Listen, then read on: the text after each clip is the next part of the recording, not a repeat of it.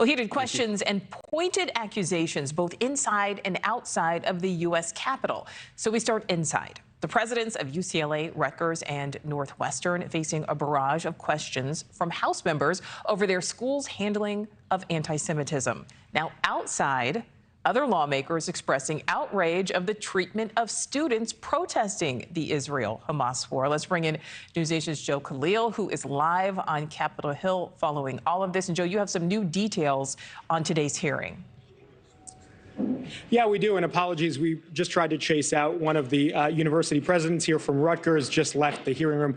Didn't want to comment, said he said everything that he wanted to say inside today. Well, look, this was a hearing that had quite a few tense moments. It was very obvious that Republicans on this education committee were on the offensive. They were grilling the presidents from Rutgers, from UCLA, and Northwestern, talking about how they don't feel like the universities kept particularly their Jewish students safe from harassment during these nationwide protests. One particular point of contention that many Republicans brought up today was the fact that at least two administrations from Rutgers and from Northwestern engaged in negotiations with the protest leaders.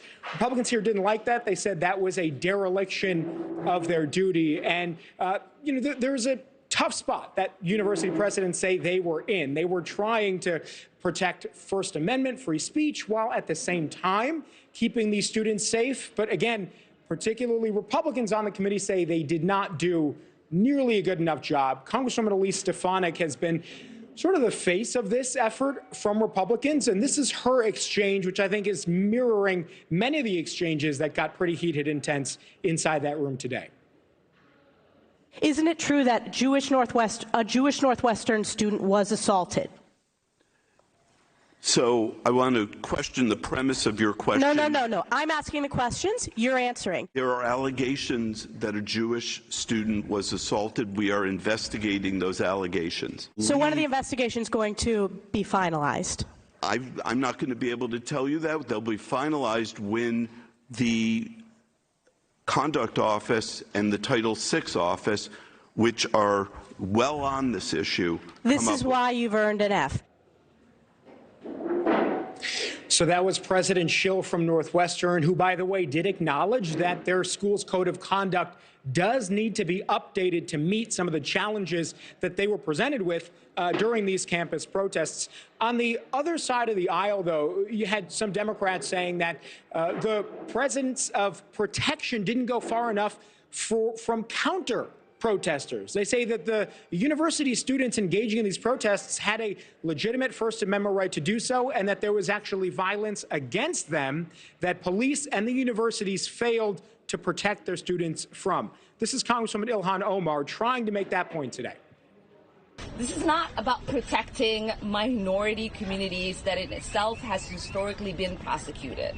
It is an attempt to silence everyone that expresses dissent with dissent of Israel and the genocide they are currently carrying in Gaza.